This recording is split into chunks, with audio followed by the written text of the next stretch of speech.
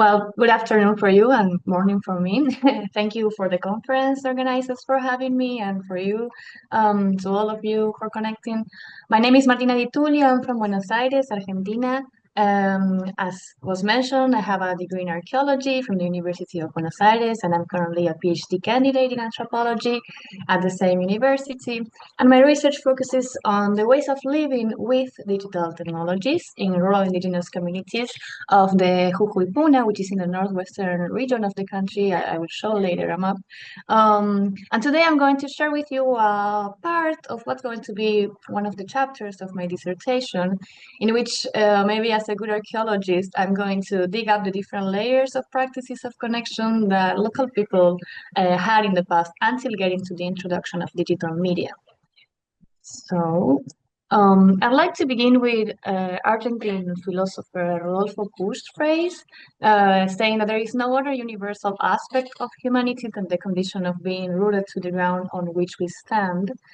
And with this spirit is that I want to talk about how when the government introduced a fiber optic installation in rural indigenous communities of this area, they presented this as a revolution to their lives, disregarding the centuries-long history of local people who have been inhabiting and communicating with each other and with others in these territories. So to imagine a future of a territory, it is always necessary to also know its history, and to decolonize the future, it is necessary to first decolonize the past. That is why, following the proposal of Gomez Cruz, in this presentation I'm going to outline a history of local practices of connection in two of these communities that I work with, and all the information comes from an ethnographic fieldwork. This exercise will allow us to not assume universal transformations brought about by digital media, but rather empirically recognize them in a given context. Just to give some general overview on the discussions, this framing, I argue that studies in media anthropology in Latin America have often overlooked the existence of practices of connection not related to the use of Western media, and that their insistence in maybe claiming that all indigenous communication practices are related to community or reciprocity values sometimes perpetuates idealized images of these groups, which is a common problem in Latin American anthropology.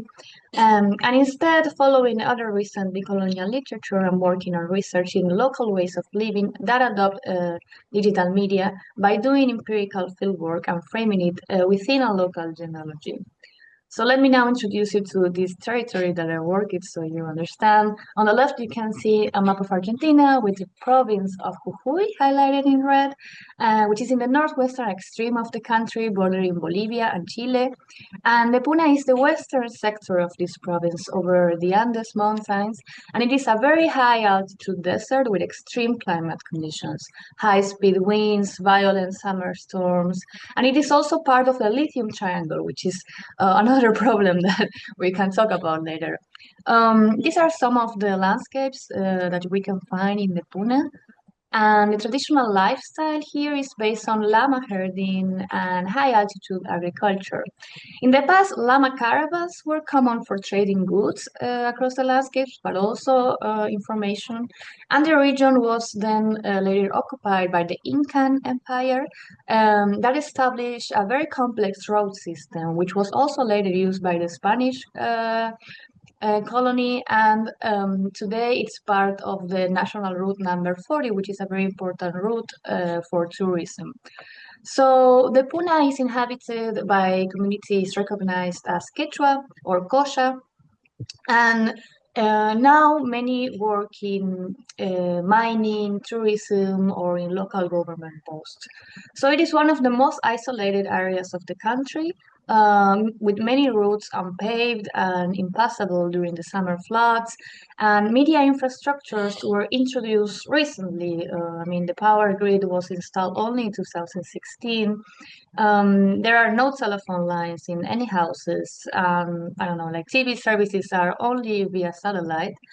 And the internet initially reached some villages through a private wireless broadband service, which was very low in capacity.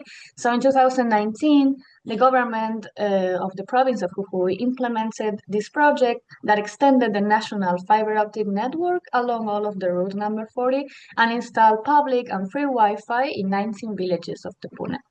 And this policy was often presented in the media as a means of including the Puna to the rest of the world, reflecting, ideas of progress, ideas of development, but also very techno-centered views in general.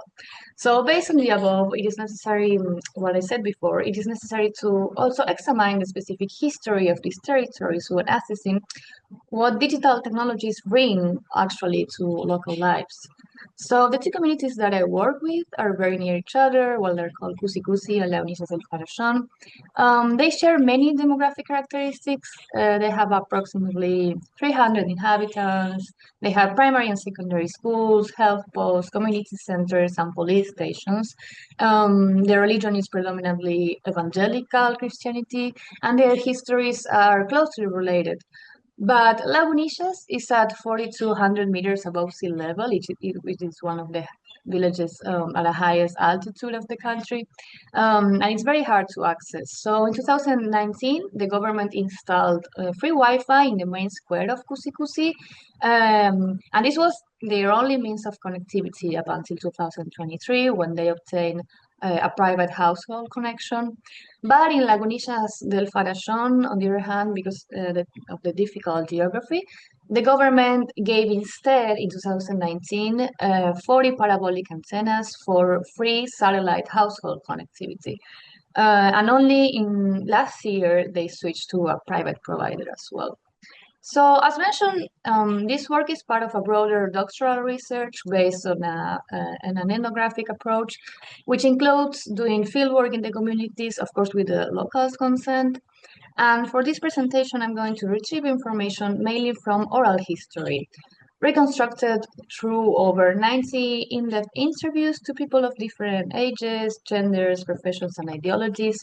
And the question that initiated usually the conversations were something like, when you were a child, how did people in the village communicate to each other?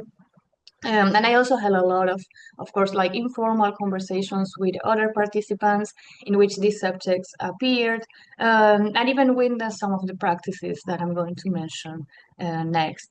So, of course, testimonies were diverse, but they had many points in common that allowed me to make this analytical reconstruction of the trajectory of local ways of living that were also enabled or disenabled by practices and materialities of connection, of communication, as I will expose now. So, until 50 years ago, the villages were only gathering places for feasts, but most of the year families lived in the fields away from each other, but not, of course, isolated. They had many ways to connect with each other without directly going to find them. They left, for example, signals on the ground or on stones with charcoal, or they used glasses or mirrors to reflect the sunlight. And these practices could send different meanings, but they mostly serve to signal their presence to someone. So, also the most common was the use of fire, still very much used today, as I have seen, which has, of course, multiple functions. I mean, the smoke from a campfire typically implies that something happened, such as an accident, or a puma was found, or the finding of something that was being searched for. But also, just like the other practices, smoke also reveals the location of the person producing it. Later on, primary schools brought people to live longer in the villages and partially in the fields, so becoming literate, they could write letters to traverse the distances across the landscape. And in Lagunillas del Farallón, for example, many people recalled using dogs to send the letters. They would attach the letters to their collars and then scare the dog off, so they would run to the other house, the one in the field or the one in the village, and people there would receive their frightened dog along with a message from their relatives. And none of the villages were ever included in the postal services networks, not even today. So in Cusi, there used to be a mail carrier who traveled weekly to a larger village that was connected to this network. So one of them still lives, and he recalls how he didn't have a vehicle, so he had to walk for 8 hours crossing rivers on foot, and when the rivers flooded, he would hold the box with the letters above his head to keep them dry, for example. In the 80s, there was a radiogram system introduced in the local police stations. So, with this technology, they could send brief and specific messages to other stations or to hospitals, but no conversations could be held. And there were never any radio stations made by and for themselves in none of these villages. But of course, they have had access to listen in their regional station of the national radio since the 70s, and which is still today the only electronic media that reaches the fields um, due to the mountainous terrain and the altitude. Still today, when people are herding their llamas, they always carry a radio with them, and not only to listen to the news, but also because it can broadcast messages to them from people they know. Before, people would send letters to the station so that they would read them aloud on air. And today, the same is done, but via WhatsApp messages. So some families also use handies to communicate with each other in the fields, but it is not so common because of economic and coverage limitations. In the 90s, the first parabolic antenna for television arrived to Cusi, and they installed it in the first TV in a very small room. And when speaking to the locals, they always tell me how difficult it was, to see the screen properly, and people would fight with each other to decide what to see. And people from Lagunillas would walk 4 hours to Cusi to maybe watch some football matches there. And then when the first TV arrived in Lagunillas, they installed it inside the Catholic Church, and they watched the football World Cup there. So people have like very funny stories about that moment. And later, people started buying their own TVs for their houses, but they all still share the same service. So in Lagunillas, they implemented a system of taking turns to change the channel for the entire village. Like each family could decide this day or the other day um, what should be watched. So in the early 2000s, the local secondary schools were created. So young people stopped working so much in the fields because they were going to the secondary school now, and it became also more common for them to migrate to the cities to continue with their studies after school. And by that time, a single telephone booth was installed in Cusi. So long queues were formed because of people wanting to contact their relatives that had migrated to the cities. And well, this social situation, they say that it often led to conflict as well, and there was very limited privacy. The usage time was short, so people use it mostly for urgent matters and not to have long conversations. In the last decade, working in the fields became less common, and life started to concentrate in the villages, where people also are working in the local government or in the school buildings, in the nearby mines, or in tourism. In Cusi, at first, some computers were connected to a private radio link internet, which were installed in the community center. And in 2018, it was possible to offer a Wi-Fi connection directly to people's smartphones, which became also more common. Users paid for the time of use, and the staff provided a password, which was changed weekly due to people retaining it. And as the signal was low, there were also quite some disputes over this Wi-Fi. By the same time, in Lagunillas, the same company provided the service, but due to an even weaker signal, it could only connect 15 devices at a time. This led to locals deciding to take turns. Each month, a group of families had access to the network, and another group the following month, and so on. In 2019, the aforementioned installations were undertaken by the government. So in both villages, the local climate also affected significantly the connectivity. Winds and rains often weakened or disrupted the service, and river floods broke the fiber optic cables sometimes, and lightning strikes burned the antennas that were distributed in Lagunillas. In Cusi, the public square with free Wi-Fi became a gathering point, but also a site of conflict due to the excessive demand. There were serious tensions arising when some residents installed routers that amplified the public signal within their homes, reducing the bandwidth available on the open network. And another challenge was the necessity of being outdoors, exposed to the harsh weather conditions. In Lagunillas del Farallón, on the other hand, the antennas were distributed throughout the villages in the houses, and all the networks shared the same password. So this arrangement allowed for residents of Lagunillas to remain connected regardless of their location within the village. Today, both villages adopted private services in their households, and many say that now we are more like in the cities, as there are no more communal gathering spaces and no more instances of sharing. And some wealthy families are now introducing also Starlink signals to their field houses. So what I wanted to show is that the history of connection practices in the Puna is a history of people living with charcoal, stone, sunlight, fire, dogs, rivers, mountains, long roads, lightning strikes, extreme weather. And interactions with digital media are also rooted in this territory and in their long-standing social dynamics and practices. The ways in which internet connections were initially shared bear similarities to previous practices of sharing the television or the telephone access. And before internet connections reached the households, using the internet indicated also one's whereabouts, just as fire, mirror, or signals on stones did in the fields. In Cusi, public Wi-Fi was introduced into an environment already marked by social conflict, it led to new disputes over internet access until they could obtain private connections. This lack of unity extends beyond internet sharing and is evident in many other aspects of life in the village. And this shows that digital media in indigenous contexts does not necessarily promote principles of communality or relationality as suggested by other literature.